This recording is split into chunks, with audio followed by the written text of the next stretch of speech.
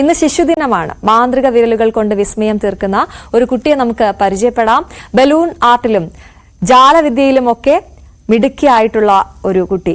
അമ്മയുടെ പ്രചോദനവും സ്വന്തം കരവിരുതിലെ മാന്ത്രികതയും കൊണ്ട് ഈ 6ാം ക്ലാസ്സുകാരി സ്വന്തം പേരിൽ കുറിച്ച റെക്കോർഡുകളും നിരവധിയാണ്. ഇന്ന് നമ്മുടെ കൂടെയുള്ളത് ഒരു വലിയ കുട്ടിത്താരമാണ്. പ്രത്യേകിച്ച് ഇൻട്രൊഡക്ഷൻ്റെ ആവശ്യമൊന്നുമില്ല.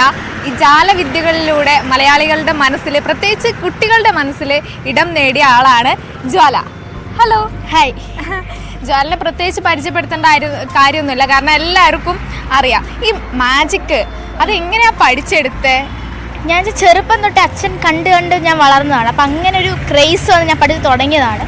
ഇപ്പം ഇവിടെ ഇങ്ങനെ നിൽക്കുന്നു ഈ ഒരു നിലയിൽ. നമുക്ക് ആദ്യം തന്നെ ഒരു നല്ല മാജിക് കണ്ട് തുടങ്ങിയാലോ?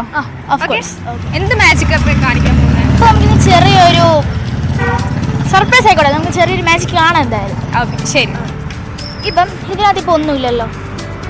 ഇല്ല, എം ടി ആണല്ലോ. ജസ്റ്റ് ഒന്ന് കണ്ണടച്ചോ. ഓക്കെ, എന്നിട്ട് ജസ്റ്റ് കഴിയുന്നിട്ട് എന്തെങ്കിലും ഉണ്ടോ നോക്കി.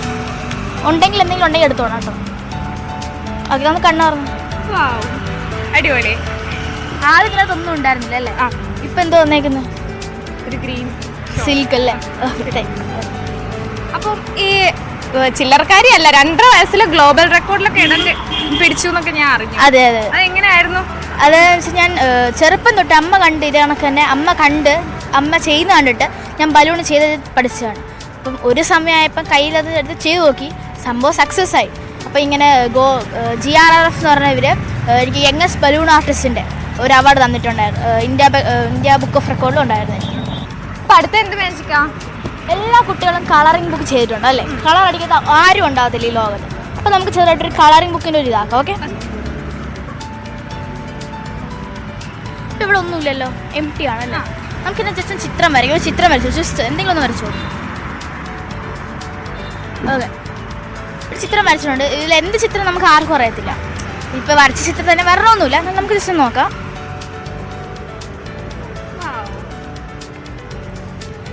ചിത്രം ഇങ്ങനെയാണുമ്പോൾ ഒരു ഭംഗിയില്ലല്ലേ? ഒരു എം ടി ആണിത്. നമുക്ക് ജസ്റ്റ് കളർ അടിക്കാം. ജസ്റ്റ് എന്തെങ്കിലും ഒരു കളർ അടിച്ചോളൂ. എന്ത് വേണമെങ്കിൽ അടിക്കാം, എങ്ങനെ വേണമെങ്കിൽ അടിക്കാം.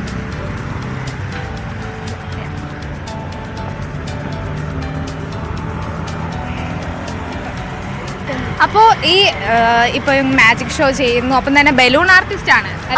അപ്പൊ ഇതിനൊക്കെ അമ്മ വലിയൊരു സ്ട്രെങ്ത് അല്ലേ? അമ്മയാണ് എൻ്റെ ഒരു ഗുരു എന്ന് പറയുമ്പോൾ. അതെ. അപ്പൊ നമുക്ക് അമ്മേനെ കൂടി വിളിച്ചാലോ? അമ്മയും ചില്ലറക്കാരി അല്ല, ബലൂൺ ആർട്ടിസ്റ്റ് അല്ലേ? അപ്പൊ അമ്മയുടെ ഷോസ് ഒക്കെ ഞാൻ കണ്ടിട്ടുണ്ട്, ഞാൻ ചെറുതായിരിക്കുമ്പോൾ കണ്ടിട്ടുണ്ട്. അപ്പൊ അമ്മേനെ കൂടി വിളിക്കാം. ഓക്കെ.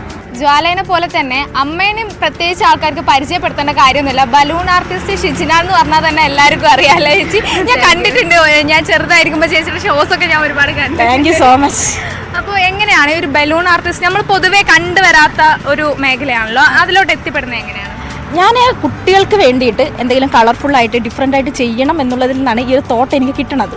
പിന്നീട് അത് അങ്ങനെ പ്രാക്ടീസ് ചെയ്ത്, കാരണം എവിടെയും പോയി പഠിക്കാനുള്ള അവസരങ്ങളൊന്നും ഇല്ല, കാരണം അറിയാമല്ലോ ബലൂൺ ആർട്ട് ഇവിടെ ഇല്ല.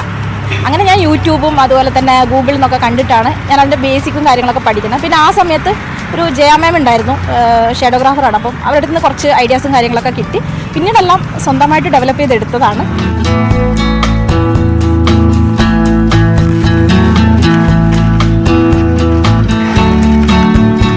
ആരാണ് ഏറ്റവും ബെസ്റ്റ് ആയിട്ട് ചെയ്യാന്നും കൂടി കണ്ടുപിടിക്കുക. അമ്മയാണോ മകളാണോ ഏറ്റവും? അങ്ങനെ കമ്പയർ ചെയ്യരുത്.